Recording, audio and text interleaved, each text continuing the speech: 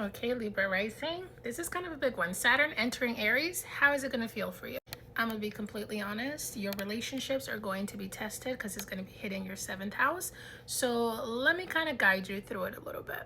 It's giving the energy of your relationships entering like their make or break era, and like all of the illusions coming to the surface so that you can kind of get clear on what it is and who it is that you want in your life. For me, the 7th house is like partnerships, is relationships, is who you end up marrying, is your close friends. So these are people that are really, really close to you, but you want the illusions to be gone, right? Like when I think of the fantasy of love, is really exciting and great to live on the idea and the potential of somebody.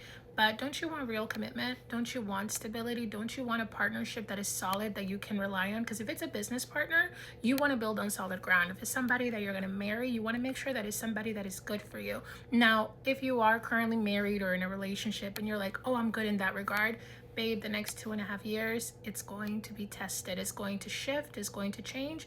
And you almost want to let it happen because it's just going to give you more discernment, more clarity, and make your life a lot better. So let me get into it. Starting with Saturn, Saturn is the planet of like structure and lessons and doing things the right way. So when I say relationships are going to be tested, I mean your commitment is going to be tested. Your ability to stay for the long haul is going to be tested. Relationships are going to get serious really, really fast. It could be having kids and having to be home. It could be getting married. It could be your partner needing you. Maybe they get sick and you just need to be more present. Like your commitment, your longevity, your ability to really stick it out, that's what's going to come through. For me, it's almost like compatibility is going to be like, instead of being an idea of like, oh no, we're compatible, we're great. When I tell you it's going to be tested, you're going to get really, really clear on who you're with, why you're with them, why not. So friendships, you're going to be more discerning. Your partner, you're going to start to notice things you haven't in the past. And this is not a bad thing. You're just going to stop tolerating inconsistency. You're going to stop tolerating someone being lukewarm or giving you half-ass energy or like not being as consistent or committed as you are. It's going to make you just more practical when it comes to the people you keep really close to you. But let's be honest, a healthy relationship requires someone to do the work. It requires a plan. It requires structure. It requires you to like slow down and assess, is this working? Am I happy? Are they happy? Am I being my best? Are they being their best? If you are in a dating phase, you are going to slow down. It's going to become more of a practical thing that you're doing. You're not just going to be dating everybody and wasting your time. If you're married or in partnership, your relationship is either going to deepen to a place that it's never been at, where like you are each other's person and you're ride or die and go all the way, or it's going to kind of fickle and break down and you're going to realize maybe this isn't the partnership I need to be in. It's giving like serious commitment energy if you're not already there. Again, if you're dating, this just looks like getting more clear, being more picky, having clarity on what you will and won't tolerate. And honestly, that codependency kind of falls away and you get to a place of autonomy. So Aries in the 7th house naturally is about being more autonomous, is about what's in it for me. So it's going to have you kind of shift your mindset to like, is this working for me or not? And again, it's not just your marriage. You might be great in that regard. It could also be your business partners. It could also be your close friends. Like you want to make sure you're standing on solid ground. It's giving I choose instead of I attract. It's giving I know what I want instead of, oh, I'll take whatever comes in. It's giving equality being non-negotiable. It's giving I'm not sacrificing my time and my energy for something that's not in alignment for me. Now the Neptune piece, for me, Saturn builds and creates structure. Neptune dissolves and reveals illusions.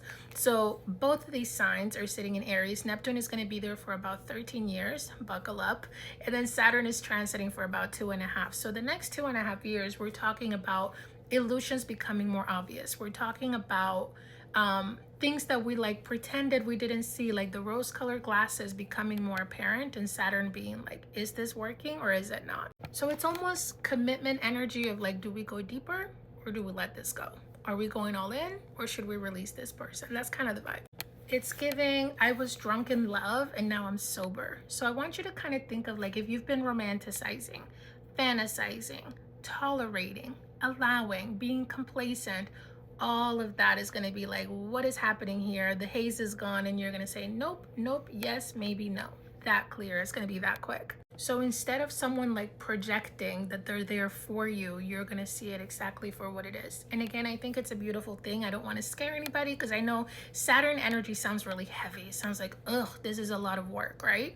But the beauty of it is that it's shaping you, is building a long-lasting, solid relationship, is literally leading you to a place where like you are going to be standing on a strong foundation. And when it comes to your partnerships, your marriage, the people you date, that is the most important thing. The purpose of dating, the purpose of marriage is to build a solid foundation with someone. You're building a family with them. You're building a business with them. You're literally planning your future with them. So you want to make sure to take the time to come up with a plan, to build some structure around it, to be discerning. There may be a little bit of grief around the ideal of like, oh, this is what I was hoping for, but there will be this sobering acceptance of like, I have exactly what I need. So let's develop that love with a backbone. Let's develop that discernment, and let's allow what needs or who needs to fall away to kind of fall by the wayside.